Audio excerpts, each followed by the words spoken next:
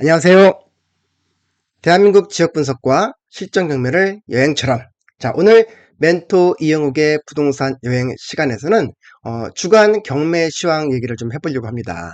자, 지금 경매라는 건 항상 그 트렌드가 있는 것 같아요. 지금도 계속 우리가 지자체라든지 또는 일반 아카데미에서 경매 시황이라든지 경매 강의들을 쭉 진행을 하고 있는데, 매번 매달 매주 그 트렌드들, 지역별 트렌드, 또 물건별 트렌드들이 계속 바뀌고 가고 있는 것 같아요. 자, 그 중에서 오늘은 기본적인 뭐 아파트 다세대 이런 얘기 말고, 우리 기존의 수익형 물건 중에 하나라고 들었던 지식산업센터, 예전에는 우리 아파트형 공장이라고 했었죠. 예.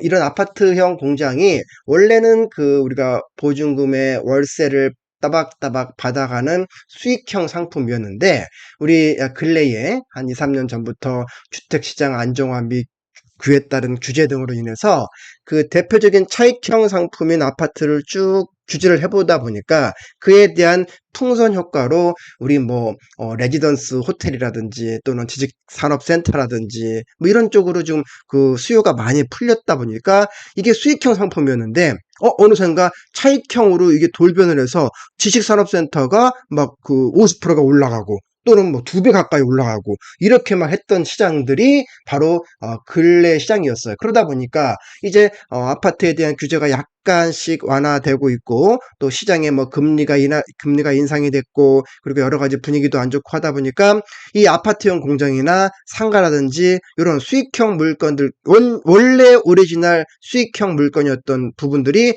낙찰가율이 많이 빠졌어요. 인기도 그만큼 좀 시들었고, 그런 내용에 대해서 한번 뉴스와 함께 한번 점검해보는 시간을 가져볼까 합니다. 자, 서울경제신문이고요. 지식산업센터 경매 8년 만에 최대, 설상가상 400곳 대기, 이렇게 지금 어마무시하게 지금 제목이 나와 있습니다. 2023년 11월 17일자로 나와 있는데, 지난 10월 달에 경매 진행 건수가 약 82건이었고, 경매 침체에 임차인도 줄고, 그리고 고금리의 이자 부담이 커지니까, 그쵸? 지식산업센터나 상가 같은 경우에 경매로 취득을 하게 되면 그 대출이 좀 많이 나오는 편이죠. 그래서 어떤 분들은 지식산업센터에 한 90%까지 대출을 받아왔었단 말이에요. 그렇게 뜨거웠던 시장에서. 그러니까 본인 자금은 한 10% 정도만 하고 나머지 90%를 대출을 받는데, 이게 금리가 뭐 한 2%, 3%대에서는 그래도 뭐 원리금 분할 상환해서 뭐 크지가 않았다만, 지금 거의 금리가 이제 더블이 되다 보니까 지금 뭐 원래 이자를 100만 원씩 냈던 사람들이 200만 원을 내야 되니 힘들죠. 네, 그러다 보니까 거기다가 예를 들어서 더 심하게 입지가 역에서 멀다 해서 공실이 생기게 되고, 그렇죠? 본인이 관리비를 부담하게 해야 되고, 이러다 보면 경매로 나올 수밖에 없겠죠.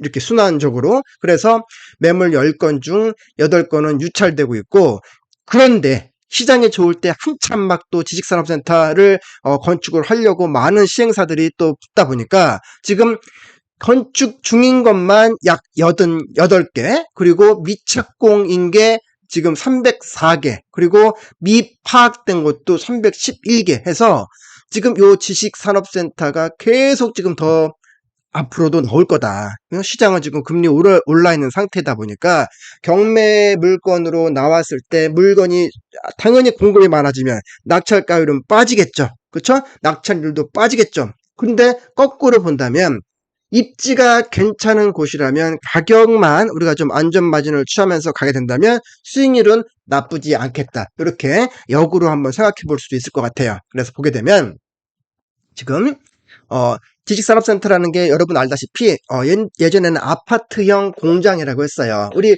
기본적으로 생각하는 그 아파트라는 개념이 땅이 있으면 땅의 효율성을 올려야 되죠. 그리고 땅이 좁다 보니까 더 위로 올려서 이제 소위 공동주택이라고 해서 뭐 10층, 20층, 30층, 뭐 최근에는 이제 용적률 올려주면서 70층까지 나오는 얘기가 바로 그 얘기잖아요. 땅은 정해져 있는데 더 위로 올리는 거. 그런데 공장도 마찬가지로 기본적으로 갖고 있는 땅 위에다 계속 층수 뭐 15층, 20층 이렇게 올려가는 거예요. 그런데 우리가 공장하면 느낌이 제조업 기반으로 생각을 하게 되는데, 이제는 첨단 산업들, IT 산업들, 정보통신 산업들 이런 쪽이 많죠. 그래서 아파트형 공장이라는 얘기 대신에 지식산업센터라고 해서 많은 분양들이 있는 거 아마 볼 수 있을 겁니다. 그래서 이 기사에도 다시 한번 설명을 해놨지만 지식산업센터는 제조업과 정보통신산업 등이 입주할 수 있는 도시형 공단을 뜻한다. 그래서 규제에서 비교적 자유롭고 분양 가격의 최대 7, 80%까지 대출이 가능하다. 그러나 공급 과잉에 금리마저 높아지자 경매 법정에 나오고 있는 매물이 많다라고 했고, 낙찰가율이 20%대로 떨어졌다라고 하는 거. 자, 여기서 또 체크. 낙찰률은 낙찰가율이 아니죠. 우리가 경매 물건으로 이번 지식산업센터 6억 감정가입니다. 거기서 5억 낙찰됐어요 하는 거는 낙찰가율이에요.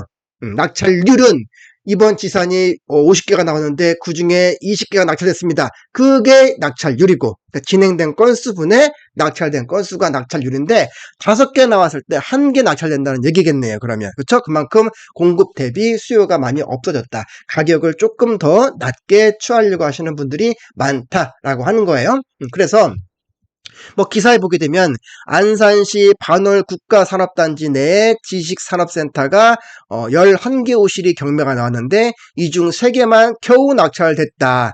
낙찰률도 50% 내외로 반값 수준이다. 감정가라고 하는 건 법원에서 감정평가사한테 맡겨서 감정평가했던 시점은 최초 매각가 한 8개월 전이라고 그랬죠. 그때의 감정가격으로 매기는데 감정평가사들이 분양가격도 참조하고 거래 사례도 참조를 하고 이렇게 해서 가격을 만들어 왔는데 지금 공급은 많아지고 금리는 올라갔고 그다음에 공실도 덜어 보이고 그리고 하다 보니 인기가 좀 수그러들다 보니까 지금 2번 유찰 내지 심지어 3번 유찰까지도 기다렸다가 낙찰받는 케이스라고 하는 거예요.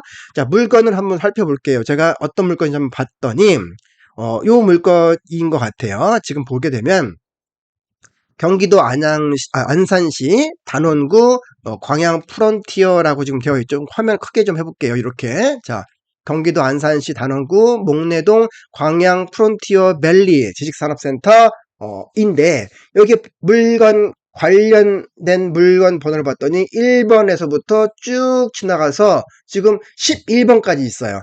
11개의 물건이 동시에 나왔다는 얘기죠. 예, 우리가 이제 경매에서는 이거 보고 개별 매각이라고 하죠.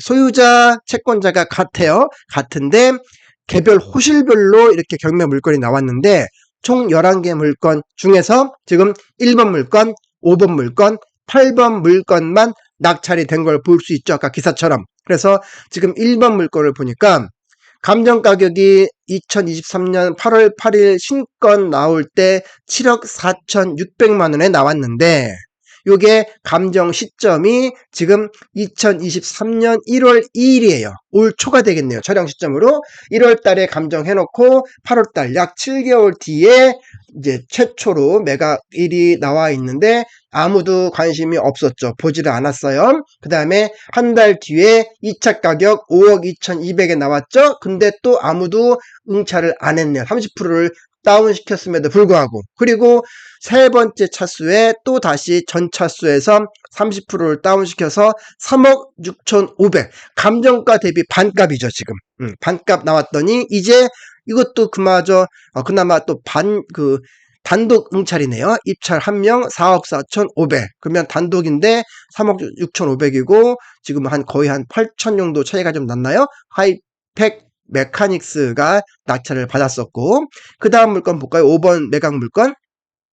이것도 지금 보니까 단독 응찰을 했네요. 2억 8,600인데 3억 1,600으로 또 낙찰을 받았고 그 다음에 또 낙찰된 거 하나 더 볼게요. 8번 물건 봤더니 얘도 2번 유찰됐고 또 단독 응찰을 했네요. 그쵸? 자, 보다 보면 공통점들이 조금 있는 것 같아요. 지금 눈치 보기 게임을 하다가 이 정도 가격대라면 시세보다 저렴하다라고 해서 낙찰을 받아친 분들도 계실 거고 또는 그 중에는 아마 우리 NPL이라고 하는 소위 말하는 NPL이라고 해서 부실채권을 본인이 좀 이게 우리가 간접으로든 직접으로든 사서 이렇게 낙찰을 받는 케이스들도 있을 것 같아요. 대부업체를 통해서.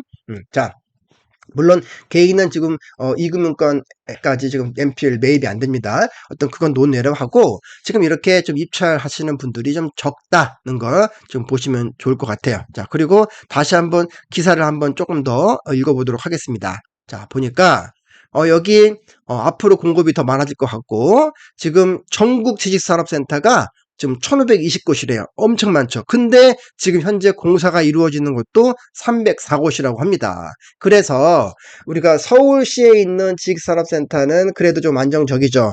그렇죠? 그런데 서울이 아니라 우리 수도권, 그렇죠? 수도권이라고 한다면 뭐 안산이든 시흥이든 뭐 또는 군포든 또는 뭐 의왕이든 또는 뭐 구리나 남양주든 간에 지하철역이 반드시 근처에 있어야 되고 또 아파트형 공장 즉 지식산업센터들도 계속해서 이제 우리가 새 건물들이 생기다 보니까 너무 오래된 거 예를 들어 뭐 15년 차, 20년 차는 노후화되다 보니까 아무래도 내부 시설도 좀 달라졌고 그 다음에 지식산업센터 조금 아시는 분들 아시겠지만 이 드라이브인 시스템이라고 해서 우리 고층까지도 직접 차가 올라가서 그 승하차가 될 수 있게끔 물건 집하차가 될 수 있게끔 그런 시설들로 만들어주고 있는데 예전 것들은 그렇게 잘 안 되잖아요. 그러니까 그런 어떤 시설에 대한 노후도도 체크를 하시고 지하철역하고 가까워야 되고 인근에 그 지산들이나 대기업들이 좀 몰려 있어야 시너지가 나는 거예요. 너무 외딴 곳에 아무리 수도권이라 하더라도 평택도 마찬가지고 화성도 마찬가지입니다. 너무 멀리 가게 되면 이 지식산업센터들 공급이 과다하기 때문에 공실 나기 쉽고 수익률도 매가 대비했을 때 안 나올 수 있어요. 그러니 그런 시장이라면 더더욱이나 교통 좋은 데서도 오래되지 않은 곳들에서도 경매로 접근하시면 수익률을 제고할 수 있겠다라는 얘기를 좀 오늘 좀 해봤습니다.